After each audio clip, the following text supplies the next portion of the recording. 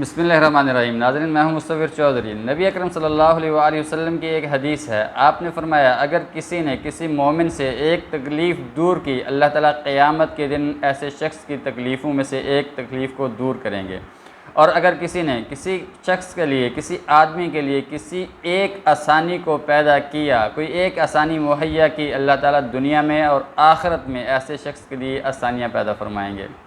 عن ابی ہریرہ رضی اللہ تعالی عنہ عن النبی صلی اللہ علیہ وسلم قال من نفس عن مؤمن کربۃ من کرب الدنیا نفس اللہ عنہ کربۃ من کرب یوم القیامہ، جس نے کسی مومن سے دنیا کی تکلیفوں میں سے کوئی ایک تکلیف دور کی، اللہ تعالیٰ قیامت کی تکلیفوں میں سے ایک تکلیف ایسے شخص کی دور فرما دیں گے جس نے کسی مومن کی تکلیف دور فرمائی ہوگی۔ ومن یسر علی مؤسر یسر اللہ علیہ فی الدنیا والآخرہ، اور جس نے کسی کے لیے ایک آسانی مہیا کی، ایک آسانی پیدا کی، اللہ تعالیٰ دنیا اور آخرت میں ایسے شخص کے لیے آسانیاں پیدا فرمائیں گے۔ آپ نے فرمایا ومن ستر مسلما سترہ اللہ فی الدنیا والآخرہ، جس نے کسی ایک مسلمان کی پردہ پوشی کی، اللہ تعالیٰ دنیا میں اور آخرت میں ایسے شخص کی پردہ پوشی فرمائیں گے۔ واللہ فی عون العبد ما دام العبد فی عون اخیہ، اللہ تعالیٰ اس وقت تک آدمی کی مدد میں لگا رہتا ہے جب تک کوئی شخص اپنے مسلمان بھائی کی مدد میں لگا رہتا ہے۔ صحیح مسلم کی یہ حدیث ہے۔ کتنی زبردست حدیث ہے، کتنی پیاری حدیث ہے، کتنی اعلیٰ حدیث ہے، کتنی عظیم الشان شاندار حدیث ہے کہ انسان کے ساتھ نیکی کر رہا ہے، لیکن اس نیکی کا بدلہ اللہ تعالیٰ نے اپنے ذمہ لے رکھا ہے۔ اللہ تعالیٰ خود اس نیکی کا اجر و ثواب عطا فرماتے ہیں۔ اگر آپ نے کسی کی تکلیف دور کی، اللہ تعالیٰ دنیا اور آخرت میں آپ کی تکلیف کو دور فرمائیں گے۔ اگر آپ نے کسی مسلمان کے لیے ایک آسانی پیدا فرمائی، اللہ تعالیٰ دنیا اور آخرت میں آپ کے لیے آسانیاں پیدا فرمائیں گے۔ اور اگر آپ نے کسی کی پردہ پوشی کی، اس کے جرم کو، اس کے عیب کو افشا نہیں کیا، لوگوں کے اندر مشہور نہیں کیا تاکہ اس کی عزت نفس مجروح نہ ہو جائے اور وہ اپنی اصلاح کرے، آپ نے پردہ پوشی کر لی، اللہ تعالیٰ دنیا میں اور آخرت میں آپ کی پردہ پوشی فرمائیں گے۔ آپ جب تک اپنے بھائی کی مدد میں لگے رہتے ہیں، اللہ فرماتے ہیں میں اس وقت تک آپ کی مدد میں لگا رہتا ہوں۔ ما دام العبد فی عون اخیہ، جب تک آپ اپنے مسلمان بھائی کی مدد کرتے رہتے ہیں، اللہ تعالیٰ آپ کی مدد کرتا رہتا ہے۔ وَمَنْ سَلَكَ طَرِيقًا يَلْتَمِسُ فِيهِ عِلْمًا سَهَّلَ اللَّهُ لَهُ بِهِ طَرِيقًا إِلَى الْجَنَّةِ، اور جو بھی علم کے راستے کو تلاش میں نکلتا ہے حصول علم کے لیے، اللہ فرماتے ہیں وہ ایسا ہے جیسے وہ جنت کے راستے کی تلاش میں نکلا ہوا ہے۔ سہل اللہ لہ بہ طریقا الی الجنہ، اس راستے کی وجہ سے اللہ تعالیٰ اس کے لیے جنت کے راستے کو آسان بنا دیتے ہیں۔ وَمَجْتَمَعَ قَوْمٌ فِي بَيْتٍ مِّن بُيُوتِ اللَّهِ يَتْلُونَ كِتَابَ اللَّهِ وَيَتَدَارَسُونَهُ بَيْنَهُمْ، اور جب لوگ کسی مسجد میں اللہ کے گھر میں جمع ہو کر اللہ کی کتاب کی تلاوت کرتے ہیں، آپس میں درس و تدریس کرتے ہیں، سمجھتے ہیں، سنتے ہیں، پوچھتے ہیں، دین کو سیکھتے ہیں، الا نزلت علیہم السکینہ، اللہ فرماتے ہیں ایسے لوگوں کے اوپر میری طرف سے ایک اطمینان نازل ہوتا ہے، ایک سکینت نازل ہوتی ہے۔ وغشیتہم الرحمہ، اللہ کی رحمت انہیں ڈھانپ لیتی ہے۔ وحفتہم الملائکہ، اور ملائکہ کے پروں کے اندر وہ لوگ آ جاتے ہیں، اس وجہ سے کہ وہ اللہ کا ذکر کر رہے ہیں اور اللہ کے دین کو سیکھ رہے ہیں۔ وذکرہم اللہ فی من عندہ، ان تین چیزوں کے بعد کیا ہوتا ہے، اللہ تعالیٰ ایسے بندوں کا، ایسے لوگوں کا ذکر ایسی مجلس میں کرتے ہیں جو اللہ رب العالمین کی مجلس ہوتی ہے، اور وہاں پر فرشتے ہوتے ہیں، فرشتوں کے اندر ایسے لوگوں کا ذکر کیا جاتا ہے، فی من عندہ، جو اللہ کے پاس ہوتے ہیں۔ یہ حدیث ہمیں اس بات کی طرف تلقین کرتی ہے، اس بات کی طرف راغب کرتی ہے کہ انسان کا جو بھی عمل ہے وہ عمل کرتا جا رہا ہے اور ساتھ ساتھ اس کو اس کی نیکی، اس کا اجر ملتا جا رہا ہے۔ اگر وہ انسان کسی انسان کے ساتھ نیکی کرتا ہے تو یہ نہیں کہ وہ انسان اس پر ذمہ داری ہے کہ وہ بھی اب رپلائی میں اس کے ساتھ نیکی کرے، بلکہ اللہ فرماتے ہیں کہ میں خود، میری ذات خود ایسے شخص کے ساتھ جو ہے آسانی کا معاملہ فرماتی ہے، اس کی تکلیفوں کو دور کرتی ہے، اس کی مدد کرتی ہے، اس کے عیوب کی پردہ پوشی کرتی ہے۔ صحیح مسلم کی یہ حدیث اتنی عظیم الشان حدیث ہے، اس حدیث کے اندر ہمیں کتنے اسباق ملتے ہیں، کتنی ساری چیزیں ہماری سمجھ میں آتی ہیں کہ اللہ تعالیٰ کی رحمت اپنے بندے کے اوپر کتنی زبردست ہے۔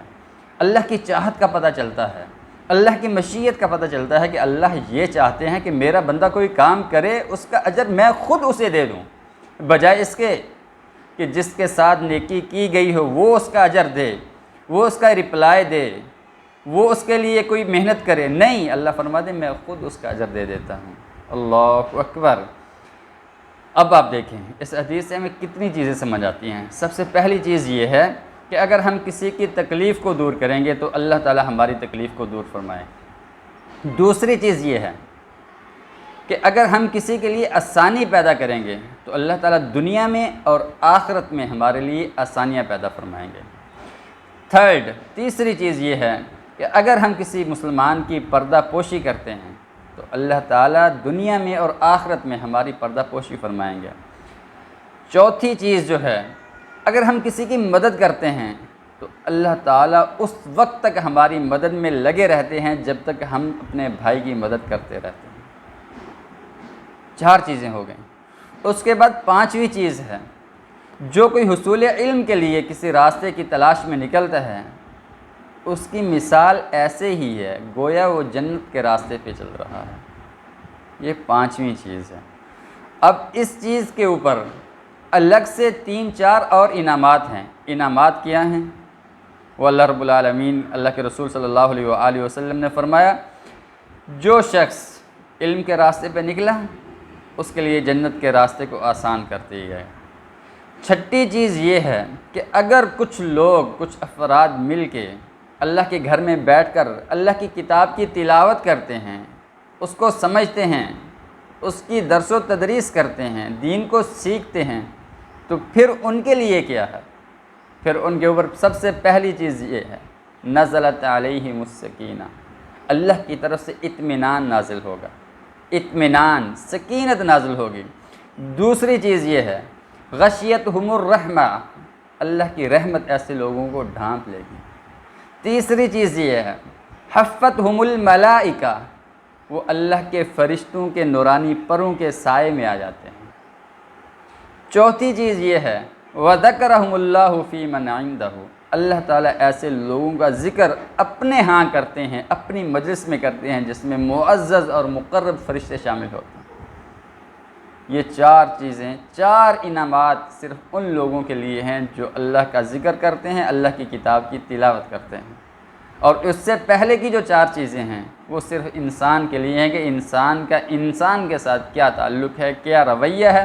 جیسے ہی وہ نیکی کرتا ہے تو ان 4 چیزوں کا بدلہ بھی اللہ تعالیٰ اپنی ہی طرف سے دیتے ہیں۔ یہ ایک چھوٹی سی حدیث ہے جس میں 8 چیزیں ہماری سمجھ میں آتی ہیں۔ یہ اللہ کا کتنا بڑا انعام ہے مسلمان کے اوپر، یہ کتنا بڑا انعام ہے، کتنی بڑی رحمت ہے ایک انسان کے اوپر کہ وہ جو بھی عمل کرتا ہے انڈائریکٹ اس کا اجر و ثواب اللہ رب العالمین کی طرف سے اس کو مل جاتا ہے۔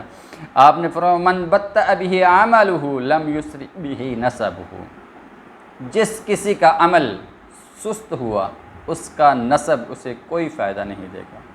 وہ کتنے ہی اعلیٰ نسب کا کیوں نہ ہو، وہ کتنے ہی بڑے خاندان کا کیوں نہ ہو، وہ اولیاء کی اولاد کیوں نہ ہو، اگر وہ عمل کرنے کے اندر سست ہے، نیکی کو اختیار کرنے میں سست ہے، تو پھر اس کا نسب اسے کوئی فائدہ پہنچانے والا نہیں ہے۔